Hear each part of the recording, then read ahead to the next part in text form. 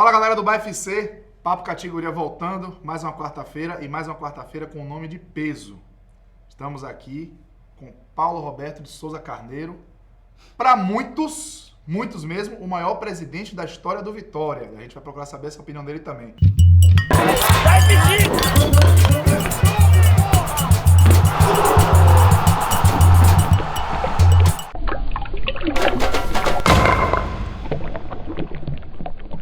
Agradecer a presença ilustríssima. Brinde. Um brinde, Paulo. Obrigado pela sua presença. E aí, Paulo Carneiro? Você é o maior presidente da história do Vitória? Com certeza, sem dúvida nenhuma. A própria história me coloca nessa posição pelo desenvolvimento da história do clube. Esse clube é um clube muito sofrido, sabe? E quem conhece a história sabe que o Vitória, por pouco, não ficou pelo caminho. Porque até a década de 60, nós tínhamos aqui alguns clubes que eram maiores que o Vitória, até em títulos, e que ficaram para trás justamente por não ter percebido, porque apesar do futebol ser desenvolvido num campo praticamente de dimensões iguais, embora tivesse poucas alterações ao longo do tempo, hoje é 105 por 68, mas a FIFA admite até 95. Então, 105 é porque é o padrão FIFA. Sim. Mas o futebol fora do campo, ele mudou muito. E mudou rápido. E talvez os dirigentes desses clubes, muito mais abnegados do que profissionais, não perceberam que a profissionalização estava chegando, a mídia eletrônica também. E como o esporte no mundo inteiro mudou em função principalmente da mídia eletrônica, muito mais do que mudanças legislativas, foi uma mudança de mercado, o futebol, o Vitória também passou por esse processo. Sabe? E como dizia meu pai, que o Vitória era um clube de vaidosos e invejosos, por pouco essa vaidade, essa inveja, não deixou o Vitória pelo caminho. Eu digo hoje, sem medo de errar, que se eu não tivesse aparecido na vida do clube, nós não estaríamos aqui hoje. Você acha que podia acontecer com o Vitória o que aconteceu com Galícia, com Ipiranga? Já que você falou os nomes, eu não ia falar nomes porque eu respeito os clubes todos e às vezes o cara fica achando que ele está diminuindo os clubes, né? Falar do Vitória eu posso falar, e de mim mais abertamente. Falar do clube, de uma instituição. Porque perderam espaço, né? O Ipiranga era o mais querido, né? Eu me lembro do presidente do Ipiranga, que foi o último que mais fez pelo Ipiranga, que era um fazendeiro chamado Humberto Rebouças. E esse cara, o Ipiranga teve ainda alcancei um grande time do Ipiranga, que muitos deles foram jogar no Bahia, poucos foram jogar no Vitória, sabe? Time que tinha Teixeira, Zé Otto, Dário, Heraldo, Lavazinho, Bandolim, Poroba. Eu ainda lembro de qual os times, que eu era maníaco de ficar decorando súmula. Quando eu era moleque, eu decorava súmula de revista do esporte, que antecedeu o placar. Sim. E aí eu sabia os times todos de todas as épocas. Hoje eu lembro, é que nem minha mãe, aos 90 anos dela, tocando piano. Ela tocava trechos do Noturno de Chopin para as alunas, que a gente fez homenagem aos 90 anos de minha mãe. Mas ela já não conseguia tocar nada porque a idade vai fazendo você esquecer, né? Então, o Vitória, esses clubes perderam e o grande presidente da época do Galícia, que foi Aurélio Viana, que faliu colocando dinheiro no Galícia. Ele tinha uma transportadora. E mais Bulhosa, que foi presidente do clube espanhol e que também fez o último Galícia campeão de 68. Perdeu o campeonato em 67, Bahia ganhou com gol de China de cabeça. E em 68 o Galícia tinha um timaço. Nelsinho, Vavazinho, Carlinhos. O ponto esquerdo era Ricardo, que era irmão de Carlinhos. Depois fala de minha memória. E Valtinho. Nelsinho, Valtinho, Carlinhos, Josias e Ricardo. Carlinhos é da família Gonçalves, que o grande representante do Vitória, vocês devem lembrar de Romenil.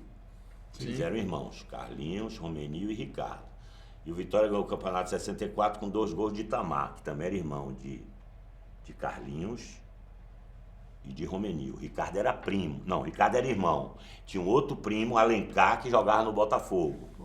E que depois veio jogar no Vitória também. Isso era abençoado dessas mulheres. Porque a década de 60 foi a última década onde a mídia eletrônica não atingiu os clubes fortemente. Ela começou vagamente em 1970, que foi o primeiro jogo transmitido por TV direto, que foi a Copa de 70, né? Mas na década de 70, 60, veja que os campeões... Mais diversificado. 63 Fluminense, gol de Renato. 64 Vitória. 65 Vitória. 66 Leônico, com aquele ataque Gagé, Armandinho, Zé Reis, Careca e Geraldo. 66 Leônico, 67 Bahia, 68 Galícia, 69 Fluminense. Aquele grande time Fluminense que O fez o bicampeonato. Bahia ficar hepta, porque o Bahia levou o time todo. O Baldo, o Sapatão, Mário Braga, o Paulo Ricardo e Nico, Merrinho e Delorme, Pinheirinho, o João Daniel, Freitas e Gilson Porto. E o Então, na Bahia década de 60 Aí desse foram time foi pro Bahia 5, o 6 Baldo, o campeões Sapatão, Mário Braga, E Delorme, que sempre foi Bahia, que era ali do Porto da Barra, meu amigo de pelada, craque, certo? Irmão de meu amigo Zé Roque. Nessa época, os times do interior da Bahia contratavam Aí jogadores veio, de São Paulo, veio do pro Rio. Bahia João Daniel, que tinha vindo do Flamengo. Esse time do Fluminense foi montado por um ex-dirigente, um ex-treinador da base do Flamengo, chamado Walter Miralha. Ele veio pro Fluminense, na época o Fluminense tinha um cara rico também. Naquele tempo, o milionário podia bancar um clube, vamos chamar grande na época. Hoje, nem o milionário consegue, entendeu? Como mudou as relações, certo? Então, esse cara chamava-se Juca Dias. Foi esse porque cara... ficava meio dono do time, né, na verdade. ficava meio dono. Às vezes nem era o presidente, mas ele, como no Vitória, teve Benedito Luz, que me fez presidente, certo? Então, esse cara, Juca Dias, montou esse time à base do juvenil do Flamengo. João Daniel, Sapatão, Mário Braga, Paulo Ricardo, o goleiro Birajara, que era modelo, um mulato bonitão, Birajara Alcântara, porque tinha o Birajara Mota, que era o do Bangu, e tinha o Bira, que foi campeão também em 66, com um timaço, que eu vi jogar aqui na Bahia contra o Bahia, e tinha o Birajara Alcântara, um negro alto, que foi goleiro do Fluminense nesse ano de 68. Então, essa década foi a última década romântica do futebol. A partir de 70, as coisas começaram a mudar, certo? Lentamente, porque só existia uma janela de exibição, que era a TV aberta, certo? A partir do momento que foram chegando as outras janelas de exibição, o esporte ganhou uma outra dimensão no mundo inteiro, né? No Brasil, atrasado. Então, eu digo que eu cheguei no momento de o Vitória passou essa época, mas já tinha dificuldades. E chegou ao final da década de 80 sem destino, sem rumo, certo? Em 97, o presidente era Carlos Palma, ex-médico do clube, ele não cumpriu o mandato e Ademar Lemos terminou o mandato. Quero dizer que a família Lemos foi muito importante na vida do clube em toda a sua existência, principalmente com o Dr. Álvaro, o tio de Ademar. Mas Ademar também teve sua importância nesse período e eu fui diretor dele. Isso foi quando chegou no Vitória, 88, né? Eu trabalhava no Polo, sou engenheiro mecânico, e eu voltei a trabalhar numa empresa suíça na Bahia, Salvador. E eu sempre paquerando o Vitória, sonho de infância. Torcedor desde a infância. Aí sonho de ser presidente. Eu aos 12 anos... Você já queria ser Desde presidente do pequeno. Vitória? aos Com 12 anos, eu fui colega de Ricardo. Vocês devem saber quem é esse Ricardo hoje, porque ele foi envolvido nesse negócio da Lava Jato, é o homem da Ultratec, que eu trabalhei como engenheiro, ele é o dono da Ultratec, meu amigo de infância, um grande cara. Esse cara, ele disse, ele que lembrou isso pra mim, que eu não me lembrava. Nós fomos colegas de sala aos 11 anos, ele e Sejo, no Colégio Militar de Salvador, ali na Pituba. E ele disse que teve um teste vocacional na coisa. Eu não lembrava, mas ele lembrava. E eu coloquei no teste vocacional que eu queria ser quando crescesse, eu disse que eu queria ser presidente do Vitória. Eu não lembrava, ele que lembrou. E ele tinha todas as razões para lembrar. Primeiro porque ele não era metido no futebol, sabe? E não era Vitória, era Bahia. Depois ele surgiu na história do Vitória também de uma forma importante. Foi ele que colocou à minha disposição o terreno na Paralela para o Vitória fazer a arena, quando eu tive esse sonho no início da década de 2000. 2000. Paulo, história, você acabou de demonstrar aqui para muita gente, deu uma aula. Tá? Acho que para nós três, para quem está nos assistindo, você é a história do futebol baiano ainda, querendo ou não. Uma história viva. Você fez do Vitória, aliás, tem uma frase que todo torcedor do Vitória, todo torcedor do rubro-negro vai ter que concordar comigo. Seja nas arquibancadas do Barradão, você já ouviu, seja no seio de uma família rubro-negra, todo mundo já ouviu. Existiu um Vitória antes e depois de Paulo Carneiro. O que é que isso significa para você? O que é que você, tendo dito que você é o maior presidente da história do Vitória, o que é que essa frase, o Vitória antes e depois de Paulo Carneiro, representa para você como torcedor do Vitória, como um garoto de 12 anos que colocou no teste vocacional que queria ser presidente do Vitória, e como um cara que de fato virou presidente do Vitória e hoje ainda é uma história viva, tanto do Vitória quanto do futebol baiano. E a torcida do Bahia te vê também como um divisor de águas. Não tenho dúvida. Na rivalidade, né? Antigamente era só A Bahia. torcida do Bahia me respeita muito. Tirando os radicais, né, que Sim, provocam, sim. normal, mas as pessoas conscientes me respeitam demais. Eu Mas vejo essa- na internet as pessoas, torcedor do Bahia, sabe, e são muitos. Bom, o fato é o seguinte, todo mundo sempre percebeu que eu tratei o futebol com muita seriedade. Eu não entrei no Vitória para brincar. Eu abdiquei de minha vida profissional toda. Não sei se isso fez bem a minha vida, mas é a realidade. Não dá mais para voltar. Certo? Minha família nunca me perdoou, porque sofreu muito com meu pai. Certo? Meu pai foi jogador, foi dirigente, foi interventor em Praça Pública, uma noite histórica na Praça da Sé, que o Vitória teve decretada pela justiça a devassa dos cofres. Teve uma intervenção assim no Vitória. Meu pai foi o único coragem que entrou armado dentro da série para fazer a devassa dos cofres. Por isso a grande briga de meu pai com o Ney Ferreira, que eu não entrei nessa briga. Quando eu cheguei, ele fez tudo para eu não ser presidente do Vitória. Mas depois eu me reconciliei com ele, porque eu sempre achei que o Vitória não era meu. Então, no primeiro dia, na primeira festa, que nós fazíamos muita festa no Vitória de eventos, né? E fazíamos umas coisas bonitas, eu gostava daquela confraternização. E eu levava os ex-presidentes. E na primeira festa, que foi na mansão da família de Maneca, no Morro Ipiranga, onde tinha antes uma academia de Julião. Não sei se vocês conhecem a academia de Julião ali Castelo, em Londrina. Julião Castelo. Sim. Julião foi preparador físico do Flamengo. Trabalhou na Arábia, tudo tem uma história, né? Veio para Bahia, Botou com dinheiro no montou bolso, a academia. academia. E primeiro essa academia era, Nessa casa. e foi onde eu entrei no futebol, levando Estevam Soares, o treinador, Treinador. numa briga com o Mário Sérgio em 88, eu entrei na briga, deixa Estevam comigo. Aí botei Estevam numa academia para treinar, eu saía da Manuel Barreto ali na Graça, onde eu já gerenciava uma empresa suíça, eu levava ele na academia e 11 horas eu ia buscar. E eu não estava no futebol, eu quis resolver a crise que tinha de poder, que Mário Sérgio, que faleceu recentemente, meu amigo de infância, ele não aceitou o que Estevam estava fazendo. Bom, e aí eu entrei. Nessa academia nós fizemos a primeira festa do Vitória, sabe? Festa, às vezes tinha Fred Dantas, botava orquestra, a gente fazia umas coisas legais. É um negócio de primeiro mundo, né? Para fazer o Vitória se unir, porque o Vitória não era um clube unido, sabe? Fizemos muita festa na Vitória, alugava aquelas mansões com raio laser, sabe? Ali a gente dava as comendas, criamos aquela comenda do fundador, que até hoje existe. E nessa festa eu levei de Ferreira, todo mundo conta que eu levasse. A família Não. toda, todo mundo. Aham. Eu levei porque ele tem serviço prestado ao Vitória. Não vou aqui ficar discutindo os erros, porque todo mundo erra.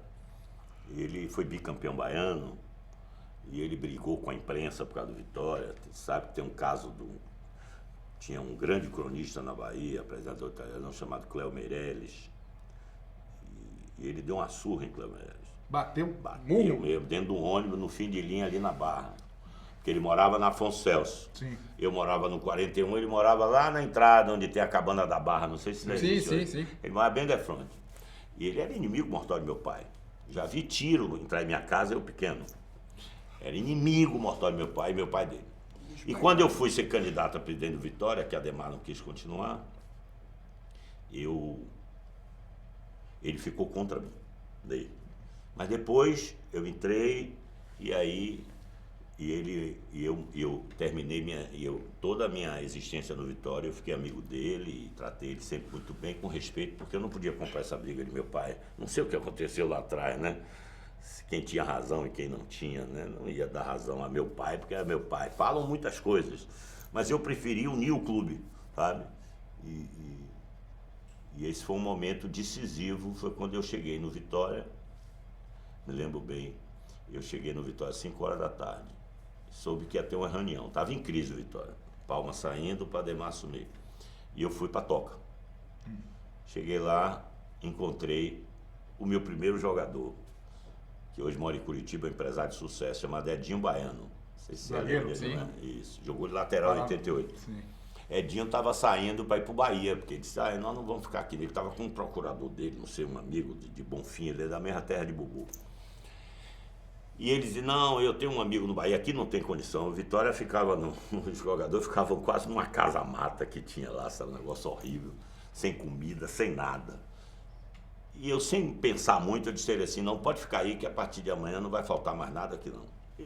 Bancou na cara dura. Você não sabia o que estava, o que vinha pela pela frente. E Edinho, meu amigo até hoje, está vivo, que não me deixa mentir. Eu segurei ele. E aí eu fui para casa de Ademar. Cheguei e encontrei, era o Vitória. Mário Silva na porta com uma pasta.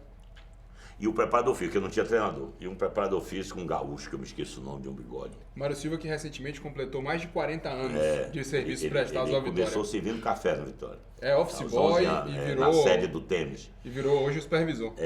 Hoje não. Não, era isso, como você supervisor. Ele era auxiliar supervisor administrativo. Eu preparei ele como supervisor e além da qualidade dele como homem e como profissional. Aí eu cheguei na porta e disse assim, e eles estão aonde? Eles estão aí, nós estamos esperando a Ademar chegar. Aí a Ademar chegou, eu não conhecia a Ademar.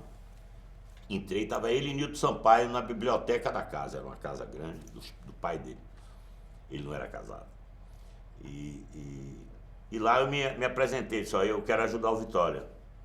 Eu sou engenheiro, quero ajudar no patrimônio. Nem pensei em futebol. Eu sempre tive a visão de que o Vitória sem patrimônio não ia para lugar nenhum. Colocou isso em prática. E aí eu dimensionei uma bomba ebara japonesa para o poço artesiano que o Vitória tinha, que o Vitória botava a bomba na superfície e os ladrões de canabrava roubavam. E o Vitória ficava sem água. Aí eu disse, não, vou botar uma muito mais fácil, fazer uma bomba lá embaixo. Aí fiz uma bomba blindada, quer dizer, eu projetei e instalei, fiz uma vaquinha, foi a primeira vaquinha de minha vida no Vitória.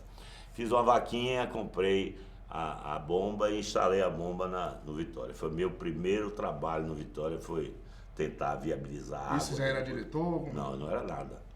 Torcedor apenas que ajudava. Colaborador. Depois eu virei diretor de Leco, foi goleiro do Júnior do Vitória, grande amigo, Mauro Normando, que era o vice-presidente de Ademar, amigo de Ademar, de infância.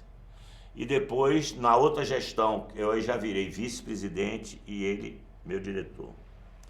E daí eu fui embora. Ô Paulo, a gente sempre pede para as pessoas mandarem perguntas para vocês, nossos seguidores do Instagram, por sinal, assinem nosso canal do YouTube. Cássio, por favor, a tampinha que a gente A tampinha tá aqui, ó. Tô Assina certinho nosso agora, canal. com certeza. Siga Aqui, a gente ó, no meu Instagram, siga a gente no Twitter, nas redes sociais, que vocês vão ter a oportunidade de fazer as perguntas para esses nossos convidados, gente do quilate de Paulo Carneiro. E aí eu vou fazer a primeira pergunta, que foi Laerte Ferreira que mandou, certo?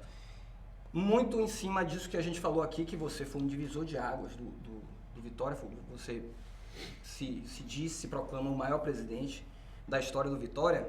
E ele pergunta qual o sentimento que você tem após ter perdido as eleições e ser xingado por alguns torcedores e onde você errou para tal coisa. Você pergunta, você foi um cara pergunta. que mudou a história e mesmo assim não mas... conseguiu ganhar as últimas eleições do Vitória. Mas isso é muito fácil. Se você fizer uma pesquisa na cidade, aí eu tenho 70%, 80% da torcida ainda. Antes de você terminar essa resposta, a gente na Rádio Sociedade, a gente pelas nossas redes sociais, a gente perguntou. Aliás, eu fiz essa pergunta. Quem você votaria? E em uma larga escala, o seu nome aparecia em primeiro. Claro. Mas as pessoas que talvez opinassem, não as pessoas que votassem. É o sistema que não lhe favorece? É a história. É a primeira vez que o Vitória tem na sua história um bate-chapa. Sim. E é a primeira vez, depois de muita luta de grupos diversos, que conseguiram se juntar uma quantidade de sócios para eleger um presidente ou uma chapa, né? Só que essa quantidade é muito pequena. Você eleger um clube que tem 2 milhões de torcedores, 2,5, sei lá, com 2 mil pessoas, você está falando de quantos por cento? Aí, Ínfimo, 0,1%.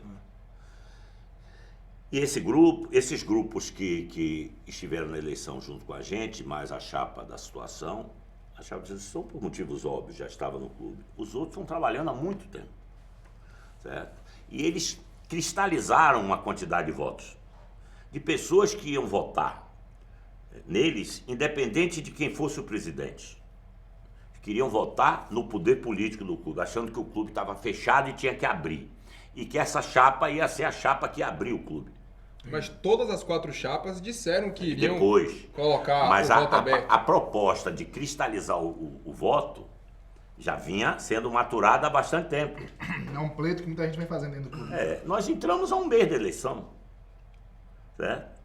E com um mês, em 10 dias, fizemos uma chapa de 270, num universo de 2.000, certo?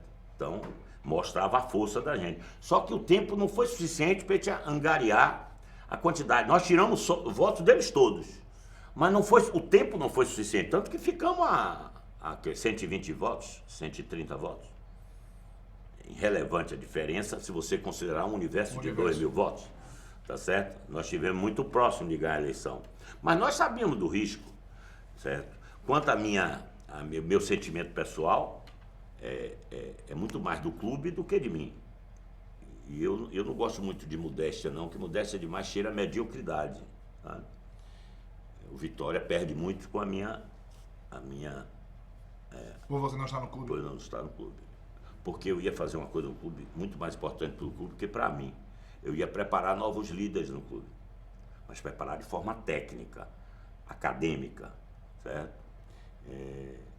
E o Vitória tem essa carência de líderes.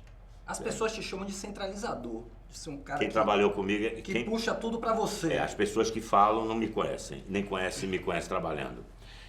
Me conhecem porque em determinados momentos, por eu trabalhar numa instituição de utilidade pública como o futebol, eu tomei algumas decisões marcantes no clube, em vestiários, em posições na mídia, que podem ter dado a falsa impressão que eu era um cara centralizador. Quem trabalhou comigo pode falar por mim. Se você pegar o Dr. Walter Seja, que era o comandante da área financeira numa primeira parte foi Walter Fonseca, depois foi Seja. Seja não começou logo comigo, ele era vice de patrimônio e trabalhava numa construtora e ia lá praticamente fim de semana. Depois é que ele assumiu de vez. E aí ficou em dedicação exclusiva, era seu braço direito, né? Era. Pergunta a ele qual a influência que eu tinha no trabalho dele. 0. Discutia só os aspectos institucionais da área dele. Não tinha gerência? 0. Eu tive alguns gerentes de marketing importantes, inclusive proprietários da Esporte Interativo. Carlos Moreira, sócio da Esporte Interativo, foi meu gerente de marketing durante um bom tempo. Então, uma pergunta para você sobre isso depois. Por quê? Por que que eu... Pergunta a ele qual a influência que eu tinha no marketing. E outros que trabalham. Rafael Plachina, uma das maiores autoridades de marketing do país. Torcedor do Bahia, foi gerente de marketing do Vitória, um grande amigo, um grande profissional. Pergunta a ele qual a ingerência que eu tinha. Nenhuma. Eu só tinha ingerência onde eu queria ter, que era no futebol. Eu só tinha um gerente no Vitória a minha vida inteira, eu nunca tive diretor executivo. Eu comandava o futebol, eu planejava os elencos, eu fazia as contratações. Eu centralizava a operação do futebol, que era daquilo que eu entendia que era a parte nevrálgica do clube. E eu entendia que eu entendia de futebol, sabe? Eu não confiava, eu ouvia a opinião de todo mundo. Maneca Tanajura, que está falecido, era um cara com uma sensibilidade para futebol impressionante. Eu não contratava ninguém importante sem falar com ele. Então eu ouvia algumas pessoas, mas eu tomava as decisões, porque na hora que perdia... E a Você que turma estava de na você. reta, né? Mas, Paulo, para você fazer, digamos assim, eu vou colocar aqui em aspas gigantes. Então, só para terminar a pergunta, Termine. porque às vezes esse acúmulo de informações já deixa as respostas incompletas. Eu senti a perda da eleição. Primeiro que eu tive uma oportunidade única para um cara como eu, que faz 66 anos para o mês, de conviver com uma juventude rubro-negra que eu não tinha experimentado ainda. Tá? E hoje eu só tenho amigos. Essas pessoas, muitos deles, com certeza, me olharam no primeiro momento normal, porque se tem alguém que diz na mídia que você é ladrão durante tantos anos, tem muita gente que acredita. Sim. Né? Mas ninguém faz a pergunta assim, pô, como é que ele é ladrão tanto mês? Ninguém aparece nem com indício, quanto mais uma prova, né? Mas fica. E essa imagem... Que é o quarto poder por isso, né? O quarto poder é fogo.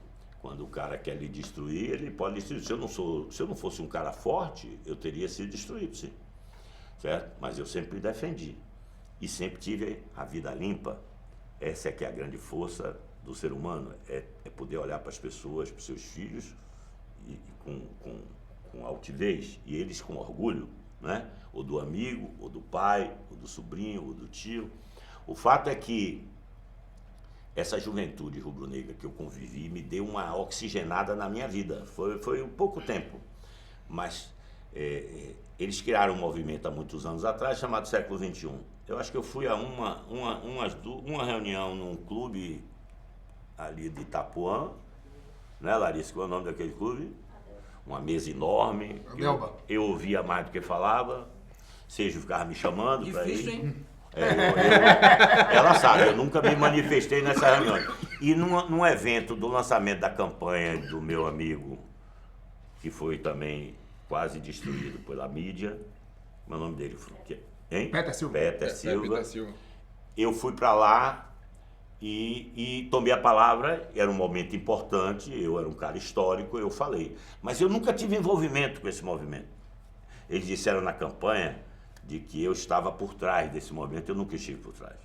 Seja meu amigo de infância, mas seja que era um homem que criou esse grupo de oposição forte, ele é muito perseverante, mas eu nunca me envolvi com isso, sabe? E aí, nesse processo, eu acabei me envolvendo, a gente tomou a decisão de última hora de fazer a chapa, podia ter tomado essa decisão antes, mas eu estava em Curitiba, tem uma série de situações históricas que impediram. Mas a convivência que tivemos foi espetacular, sabe? E essas pessoas iam ajudar muito o Vitória, porque elas não têm interesse em nada, só de ajudar o clube. Ninguém tinha um interesse comercial visível. Todo mundo tinha a paixão de querer fazer um Vitória diferente. E eu me orgulho muito de ter liderado esse processo. Rapidinho, só para continuar aquela pergunta que eu falei com a questão da sua gerência ou ingerência em outras áreas do clube.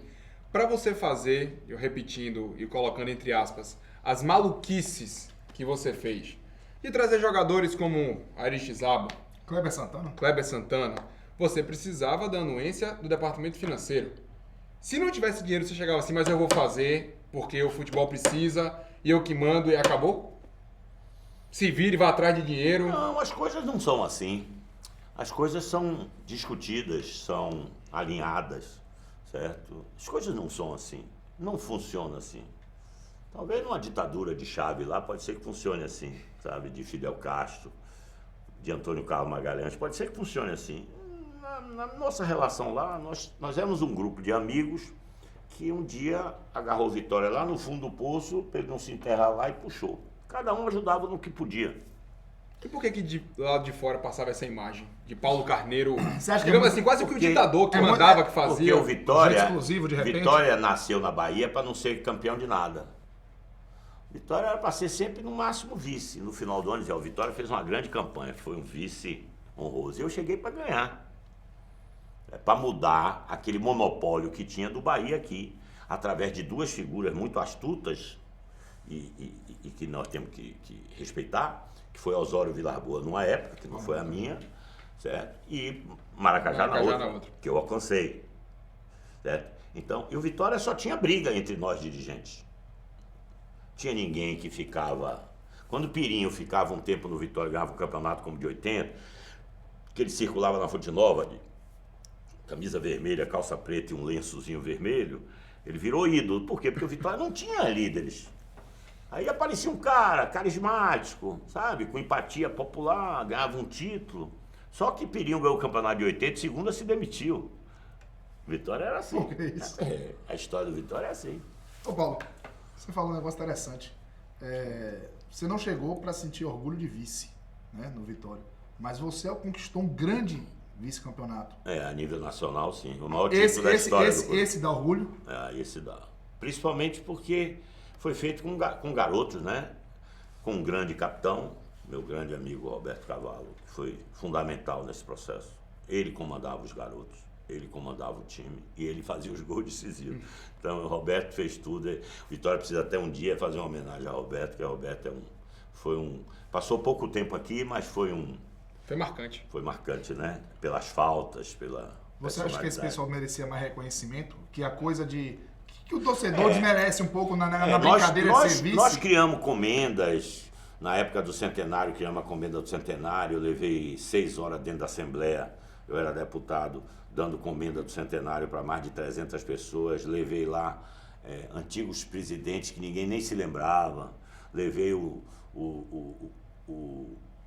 bisneto de Artemio Valente, sabe? Recebeu a comenda. Aliás, isso sabe? no Vitória O Vitória não engrandecer os seus ídolos, não lembrar os seus ídolos, vem do passado. Mas se você pegar recente também. Mas se você pegar a pintura da parede na toca, só tem as fotos do dirigente, eu nunca vi isso na vida. Não. E no Vitória, por exemplo, jogadores recentes que podem não ter conquistado grandes títulos. O Vitória não conseguiu ainda o tão cobiçado título nacional. Mas os ídolos não são bem tratados. Esse negócio precisa explicar, porque o torcedor tem que dar uma baixada de bola nisso aí. É preciso entender a realidade histórica do clube.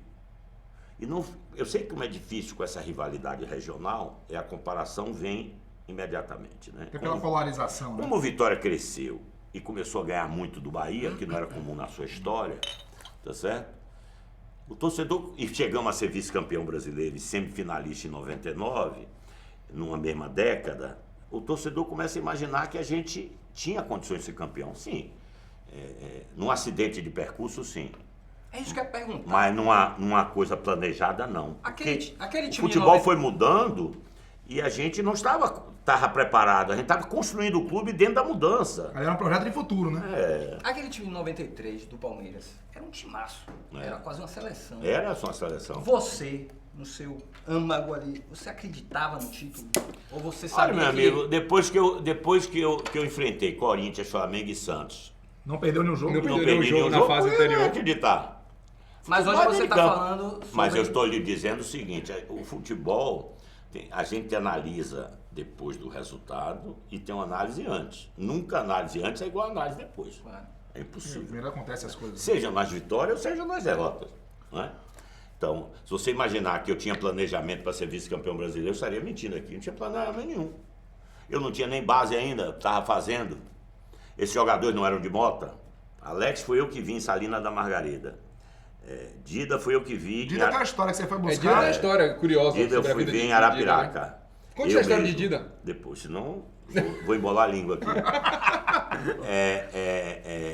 Paulo Isidoro também foi daquela turma que estava no Vitória. Belisco, Paulo Edson, aquela turma que fazia de heróicos funcionários que faziam a base do Vitória de qualquer jeito. Mas tinha lá 4 talentos. Vampeta, Dida eu trouxe, certo? Mas não tinha uma coisa, foi uma informação que eu recebi e fui ver. Eu estava em Maceió e fui ver. Paulo Isidoro e Alex, tudo eram 4 grandes jogadores que estavam ali. Só que aí nasceu a política. Quando o Fito disse para mim assim, não, eu vou trazer um jogador do lá de São Paulo para a gente montar o time. Não, você vai usar essa molecada aí. Aí nasceu a política do clube. Aí tinha a voz do... Você peitou essa coisa de trazer jogador de fora? Não, vamos botar... Eu nunca trouxe, eu só trazia quando eu não tinha na posição. Porque tinha até uns experientes. Piquet tinha sido campeão, vice-campeão um ano antes pelo Botafogo. Foi uma oportunidade que eu tive de tirar ele do Botafogo. Isso, eu tirei ele em grande forma. Eu tirei do Botafogo. Meu querido amigo Piquet, que eu quero agradecer aqui, a ajuda e apoio que ele nos deu aí na campanha, né? Ele foi um cabo eleitoral fantástico. Tá? Piquet é a esposa dele, minha amiga. Então... eu estava onde? Tá vendo? Muita pergunta, eu me atrapalho. Estava onde? Falando que você peitou Fito Neves com a política... ali eu acho que nasceu o primeiro movimento de política de base do Vitória. Quando ele queria trazer jogadores que ele conhecia, ele acho que mora até hoje em São Paulo, Tremembé, no caminho de Campo de Jordão. E ele queria trazer jogadores, ele disse, não vai trazer nenhum. Você vai usar essa turma que está treinando bem aí. Tudo moleque de 17, 18 anos. Alex, Paulo Isidoro, e foi essa turma que levou o Vitória à final do Brasileiro, sem estrutura nenhuma. O Vitória, eu pagava o equivalente a Alex hoje a R$400. É mesmo. E Paulo Isidoro e Vampeta e Ou Dida, seja, todo mundo era ganhava uma isso. ajuda, não era salário, era ajuda de custo. Era salário, é a minha realidade. E atrasava 2 meses em média. Então não tinha nada. Nada. Absolutamente nada. O Vitória era um clube que tinha uma área com uma concentração que as paredes já tinham perdido a impermeabilização natural que qualquer argamassa lhe dá. Então quando chovia, a água escorria por dentro do escritório. Então quando você entrava no escritório do Vitória, que é onde é a concentração da base hoje, cheirava a mofo. Aí eu me lembro que eu estava um dia no chão, vi uma escritura no chão assim, sabe? No chão. Aí eu usava uma malinha, peguei a escritura, botei na mala. Cheguei em casa, eu li a escritura. Era a escritura da área do Vitória, estava no chão lá toda. Largada. Isso era o Vitória. O Vitória não tinha envelope de carta. O envelope de carta que o Vitória usa até hoje foi desenhado pro seu amigo aqui. Ah, é, ué? Pô, mas você era designer, presidente? Não, vai desenhar um Ele envelope. botava bomba dentro da Botar água pra uma- tirar Não é água. centralizador, não é? Mas tinha alguém que tinha que fazer, não tinha ninguém para fazer. Uma tarja vermelha com um leãozinho, o que é que custava? Pro Vitória ter um envelope de carta. Eu ainda encontrei o envelope de uma sede que o Vitória teve nos barris. Sabia que o Vitória já teve uma sede nos barris, alugada? Não lembrava. Eu ainda encontrei os envelopes dos barris. Como é que eu podia mandar umas cartas dos envelopes endereço dos errado, barris? endereço errado. Tinha que fazer um envelope Era uma novo. linhazinha vermelha e preta com um leãozinho Isso. preto. Assim, usa até hoje, eu recebi Usa até essa hoje, documentação. Então, ali tem que ser botar made in PC. Ó, lembrando de agradecer aqui ao pessoal do Clube to Beer, cervejas aqui diferenciadas, Sinal. gostosas. Gelada, viu? E, E a galera lembrar tá- você de assinar o www.youtube.com/bafutebolclube e lá também www.clubetobeer.com.br. Primeiro tempo tá acabando o papo com o Paulo Carneiro, o tempo é muito curto, é muita história. A gente vai acelerar o ritmo daqui a pouco aí no segundo tempo, que você vai ver já já. Tchau.